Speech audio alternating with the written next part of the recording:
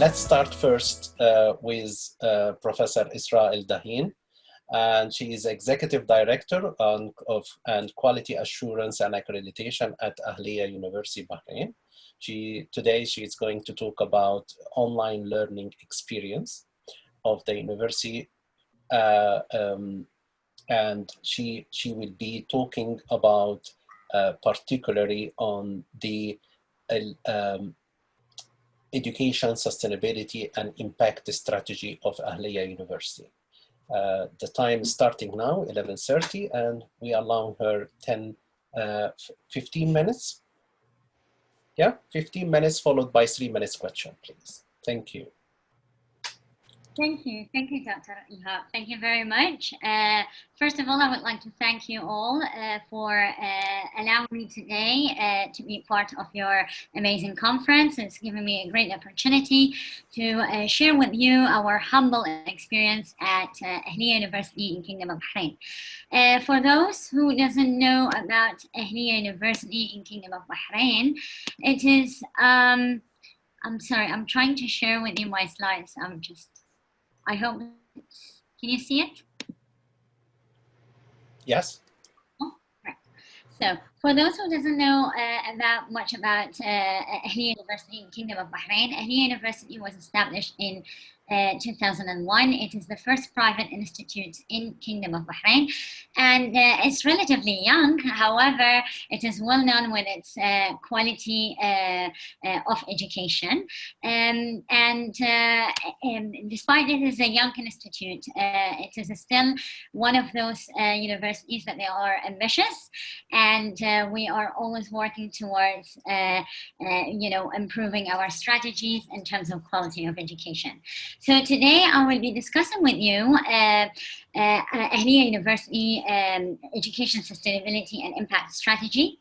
Why we are considering our impact strategy. We have been focusing on the United Nations Sustainable Development Goals, which previously Dr. Petro and other colleagues have touched upon it. It is one of our main pillars of our strategies, and we have used it to refine our existing strategies. It is also aligned with the Kingdom of Bahrain national strategies of the education sector. We have been addressing some of the SDGs, and we do believe that it is vital for our next generation, and also we are aiming to improve our existing Bahraini community and our graduate with equipping them with skills, knowledge, and innovation by addressing the sustainability challenges and opportunities. We have been working towards research and also other SDGs, which is, as you can see, related to SDG 4, 8, 10, and 17, and as well as 3 and 9. Just as a humble experience, we have formed a university standing committee to handle the implementation of the strategy of sustainable development, and we have aligned it with 5 years plan, which is in line with our strategic plan. We do have regular quality assurance monitoring and evaluation on the plan, which is basically happening every 6 months and annually. We are generating an annual report. We have recently established a web page that is dedicated for all our initiatives related to the SDGs. We are conducting a lot of community-based activities related to the SDGs, and we have invested in a lot of research to sustain those topics that related to the SDGs, including hosting conferences and publishing books. I'm pleased to hear from the previous speakers that we have been revising our curriculum to be aligned with the SDGs and focused on skills, knowledge, and innovation, as well as virtual learning, which is something that we have recently revised to equip our graduates with also the right skills of ICT, as well as to ensure that we are aligning our strategy towards hybrid learning. When we talk about COVID-19 and quality of education, we are blessed to say that our education strategies by Ministry of Education, which is the regulatory authority in Kingdom of Bahrain, and the Quality Assurance Authority were aligned to the United Nations. So we have simply adapted those strategies and we have moved forward. The e-government in Kingdom of Bahrain have recently enforced a privacy policy for students, which is in line with the COVID-19 initiatives. And we have also adapted that. And in terms of universities, we were all quality assured in terms of preparedness with the proper ICT infrastructure. So this really helped us a lot to catch up with COVID-19 pandemic and also move forward by adapting online learning. Unfortunately, in Kingdom of Bahrain, we are not really recognizing at this stage online learning. However, we are moving towards hybrid learning at this stage. We were also happy because the government of the Kingdom of Bahrain have supported us as citizens, not only higher education, as the entire citizens of Kingdom of Bahrain of free internet connection. Their fees were waived for the past 3 months and also extended for the other 3 months to support people to catch up with their education from home. And also they have supported the student attended government schools as well as government universities to obtain devices to support their online learning. As a success practice from Ahlia, as you can see, we're working towards SDG 4 and 9, and we have developed an assessment manual that is acting as a tool for faculty while selecting their assessment at both theoretical and practical level. As I mentioned earlier, we have never been delivering online learning before, and this was a challenge for us. So therefore, we have developed a full-fledged manual that helps them to first select their appropriate method for theoretical and practical assessment, which was a challenge for us at this early stages, especially for the practical assessment, because we were not really sure how we will validate that the students are really acquiring the right skills. So we have prepared some sort of a verification mechanism to help them while selecting the assessment, as well as it is verifying their assessment, whether they are appropriate and up to the level. The second one is we have developed a quality assurance mechanism to evaluate the academics courses delivered online. So we do have some sort of random quality assurance check to help the faculty to make sure that they are maintaining appropriate quality assurance standard. We have developed and hosted more than 65 staff development sessions, which is focused mainly on online teaching and learning to support faculty adaptation. And also we have successfully placed some students to be handling the industrial placement, which is the internship, which were conducted virtually considering COVID-19 situation. We have also assessed the learning outcomes attainment rate and success rate during COVID-19, and we were relatively happy with the success rate, mainly for the practical component, because we have faced a challenge at the first semester, but then we have seen that the attainment rate moved from 60% to 75% in the following semester. So we were really happy to move towards that curve. And finally, we have also developed a student privacy policy, which is in line with the e-government authority, considering the nature and the culture of Bahrain, and we are in an Islamic country, so we have to ensure that the privacy of our students is maintained in terms of their, we have a lot of students that they are female and they are wearing hijab and etc. So we really had to ensure that their privacy is maintained. This is just to give you a glimpse of our success story during 1920 in terms of SDG 4. We have, as I mentioned earlier, conducted 65 staff development activities. We have also conducted 33 community engagement events that they are purely virtual. We have also aligned our qualifications with NQF in terms of quality, which is the National Qualification Framework. These are cross-border qualifications, and they were all aligned on NQF. And we have also sustained our NQF standard during COVID-19, considering the online teaching, which is really something that we are really happy with, which we have 11 qualifications on board. And we have also sustained our quality assurance standards for 14 academic programs. We have published research papers in the area of quality of teaching and learning, which they were purely funded by Ahlia, and we have published 21 papers in the area of teaching and learning and focused on COVID-19 practices.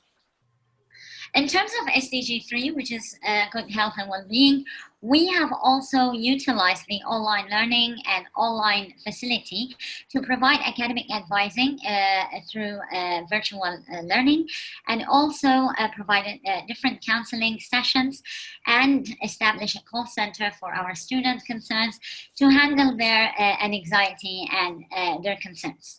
The call center really received a lot and tremendous number of calls, not only by students, also by parents, that they were really having a freak out during COVID-19 about their student issues. As I mentioned earlier, in terms of SDG 9, which is relationship with the industry, innovation, and infrastructure, we have worked on 3 projects, even though it was during COVID-19. We have worked on 3 projects with the industry, and we have successfully established this process and finalized them with the time frame allocated. And we have placed students with more than 193 internship that they were purely virtual, and we have organized affairs with more than 57 industries.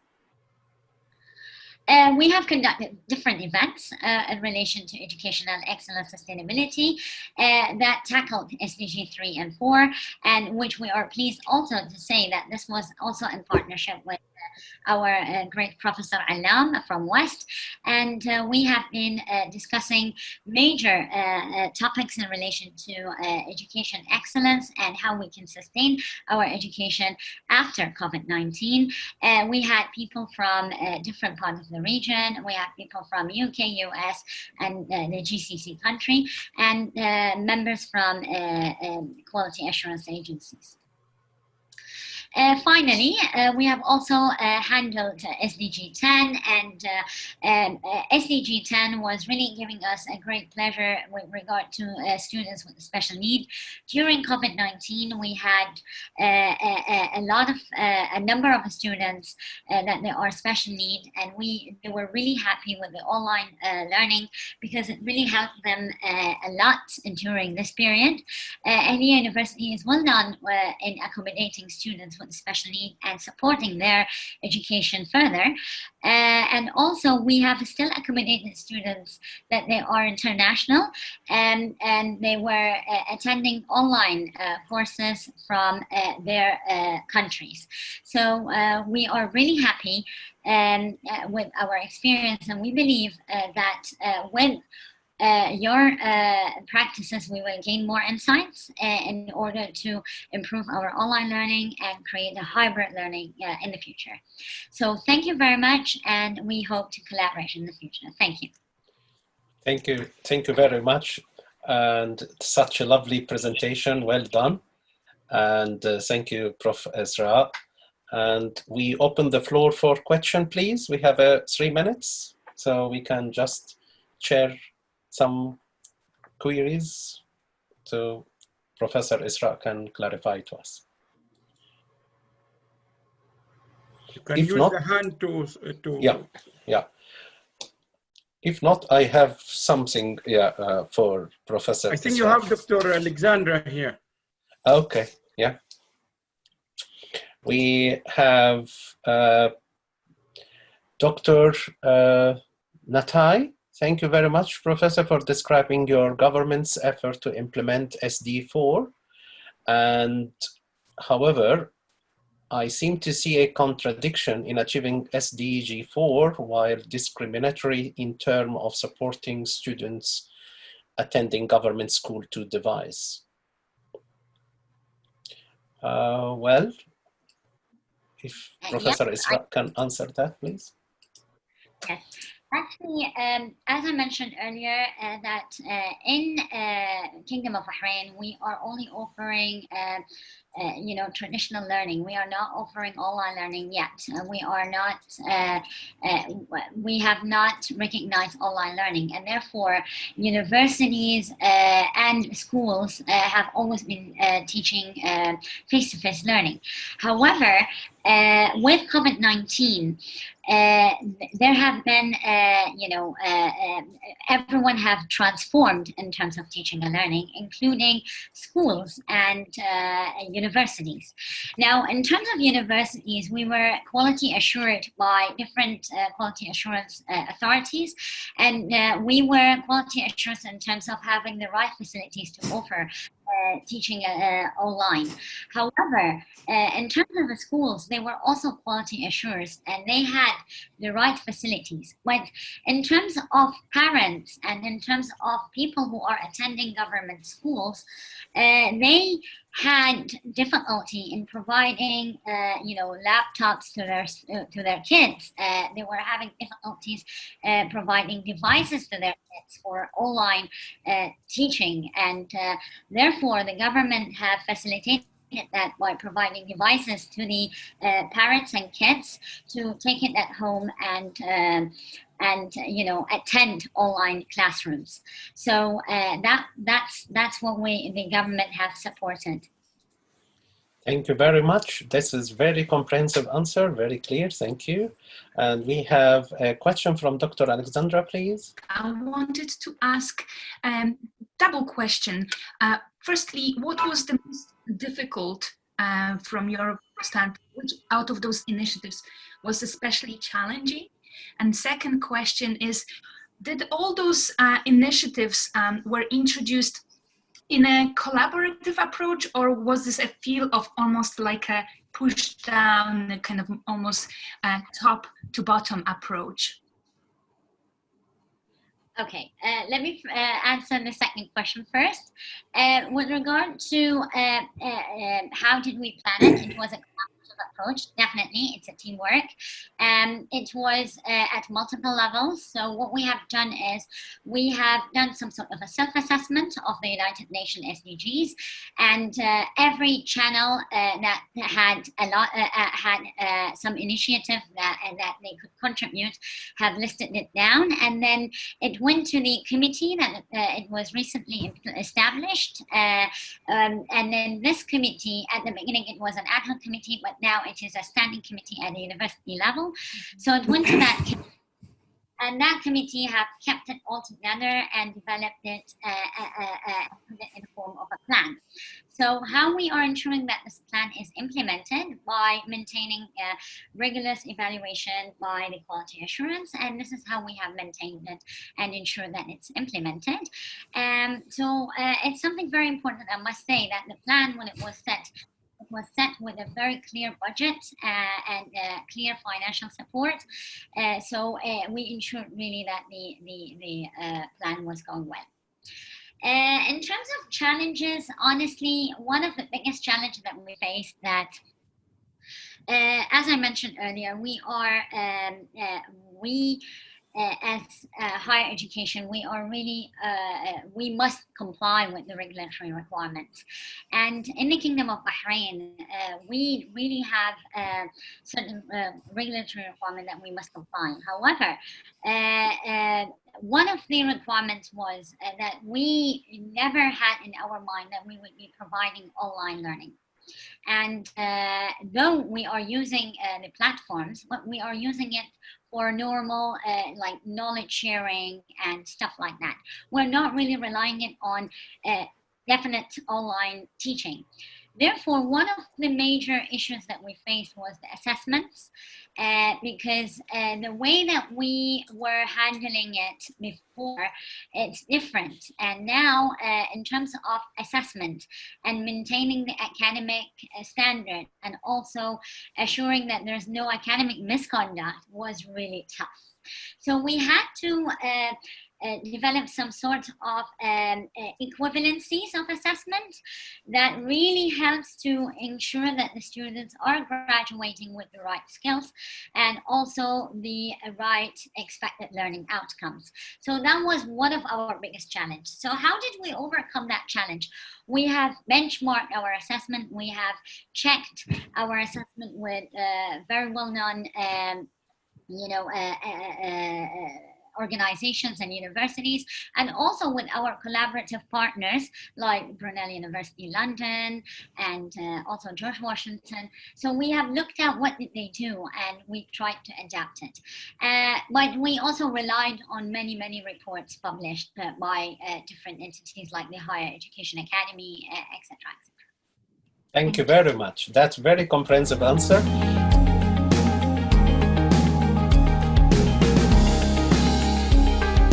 So please remember, if we all help and do a little bit, it will make a big difference.